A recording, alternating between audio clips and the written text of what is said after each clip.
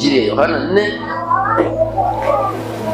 Biblia inasema, Yesu akajibu akamwambia, kila anywaye maji haya ataona kiu tena, walakini yeyote atakayekunywa maji yale nitakayompa mimi hataona kiu milele, bali yale maji nitakayompa yatakuwa ndani yake chemichemi ya maji, Asante sana, yakibubujika uzima wa milele.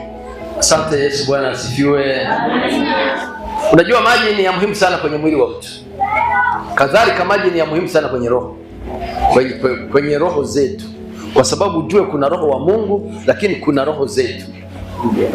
Kuna vitu viwili hapa. Unaweza ukala sana maneno ya Mungu, ukafundishwa sana maneno ya Mungu, lakini ukipungukiwa tena maji, kilainishio cha lile neno, haujafanya kitu. Utakuwa bado yani haijawa sawa. Ni sawa na mtu kuwepo mezani, nasemea pilau yenye kiu sana. Pilau huwa inanywesha sana maji. Unakula vitu vizuri, pilau, nyama zilizokaangwa na kurostiwa na vitu hivi na vile, unashiba, halafu yanakosa maji. Utaishije? Utapata shida. Kadhalika Ukristo ambao unaweza kufundisha maneno ya Mungu, ukafundisha sana, lakini ukakosa maji ili kilainishwe kile chakula, kitembee sawa sawa.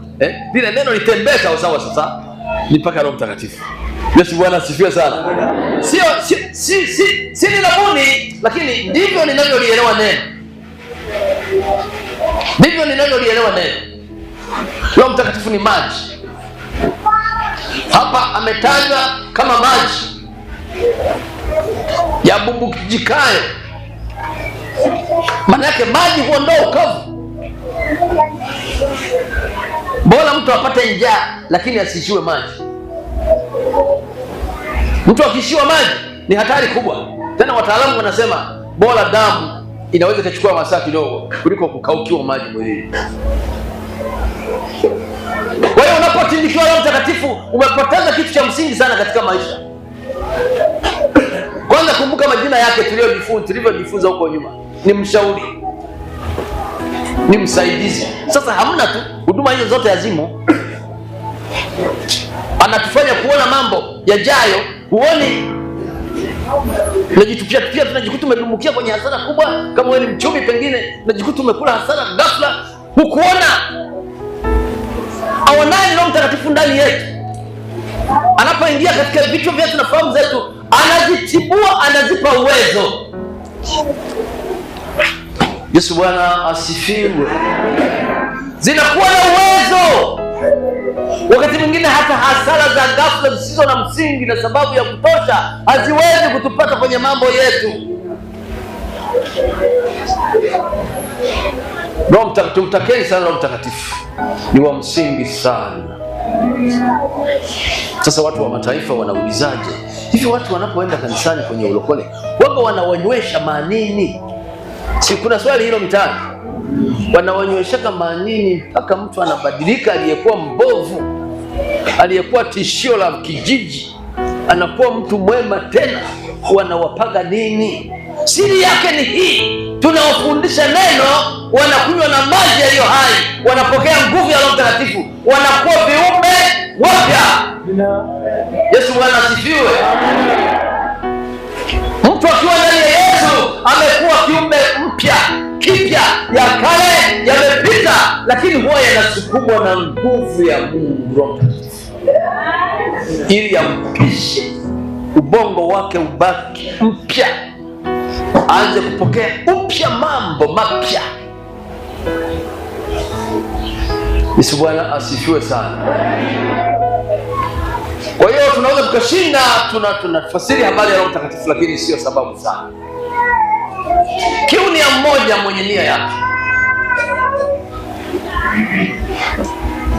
Nasikia kuishia karibu tu. Kiu ni ya wewe, kiu ni ya kwangu. Uko mahali hapa, unatakiwa uingie rohoni. Hata kama uko na mtu jirani yako, Ufanisi hauko kwenye jengo hili. Hama katika ulimwengu wa mwili, katika fahamu zako.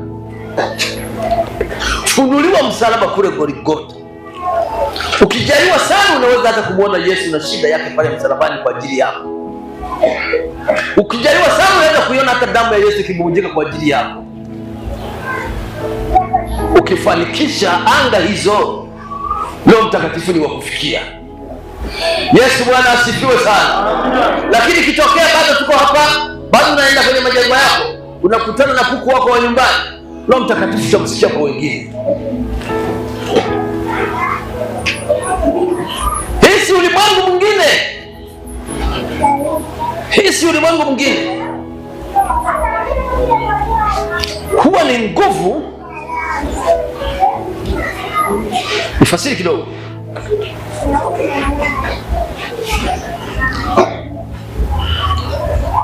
Haikumpendeza Mungu kuanza hivyo. Ningeanza mapema sana masomo hayo, lakini Mungu ilimpendeza kidogo tuzungumzie habari za uchumi na vitu vingine, na habari za hekima na busara na maarifa kupitia Roho Mtakatifu. Kwa hiyo hivyo vitu ni kama na vigusagusa tu kidogo. Yesu Bwana asifiwe sana. Lakini kwa ufupi inaweza ikatosha Roho Mtakatifu akinisaidia kufikisha kwako. Hata kama ningeshinda, haina sababu sana kwamba utaelewa.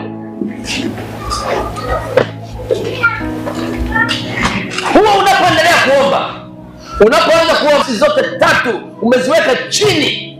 Nyamaza kimya, nafsi yangu, niko mbele za Bwana, nataka niseme naye siku ya leo. Basi taanza, hautapoteza fahamu. Hatua ya kwanza, fahamu zinabaki pale pale, maana Roho Mtakatifu sio mzimu. Hatupotezani fahamu. Roho Mtakatifu sio pepo. Hatujai kifua. Yesu Bwana asifiwe sana. Hatujai kifua. Hamna. Ukiendelea kuomba, utashangaa muujiza wa kwanza. Unaona vitu, mwanga unatokea. Halafu unaona unakuwa mwepesi kuliko kawaida. Nasimulia ambavyo huwa naona mimi. Sasa sijui wewe, labda wewe unaanza kuona uzito wa mwili. Sijajua. Yesu Bwana atusaidie sana. Utaona wepesi. Na hatua nyingine itakayofuata, utaona mpangilio wa system yako ya maneno unaanza kukubishia. Yesu Bwana atusaidie sana. Unaanza kutokwenda na akili yako sasa.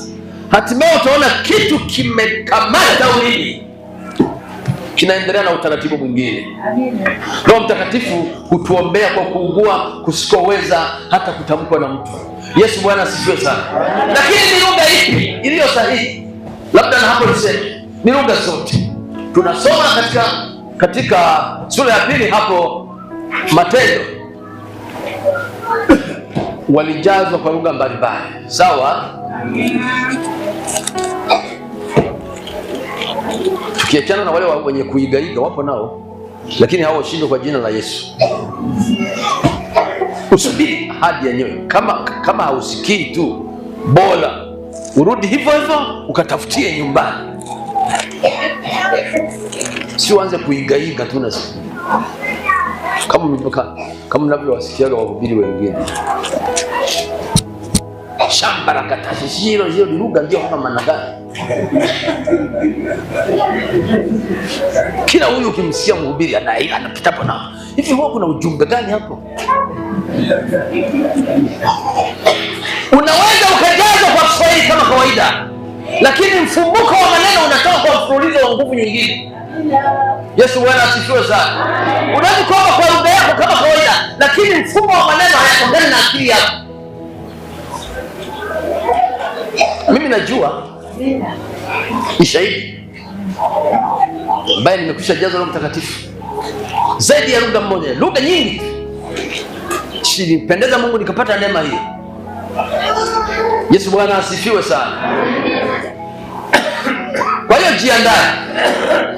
jiandae. Nitaka nikupitisha tu kwa namna gani na kwa jinsi gani na kwa namna gani labda inaweza ikawa. Pengine wengine wamebatizwa karibuni, neno hili kwao ni jipya na ni mara yao ya kwanza kuhudhuria kwenye ibada kama hizi. Na pengine hawajabahatika hata tawili kwao kwa siku fulani kupata neema ya mafundisho haya, kwa sababu huko tukiwa nyumbani tunamsikilizaga Roho wa Bwana anatupa ujumbe gani. Unaweza uishi hata miezi miwili sijafundisha na Roho Mtakatifu, inawezekana. Yesu Bwana asifiwe sana. Yesu Bwana asifiwe sana. Lakini walikuwa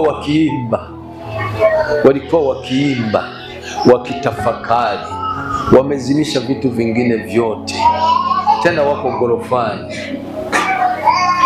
Tutumie tu hata hilo, lazima tuwe gorofani, tuwe juu, tusiwepo hapa. Haleluya. Unapenda? Usimame sasa, muda umefika, usimame. Halafu waimbaji na wapigaji wa vyombo kwa utaratibu mzuri tutaendelea nao.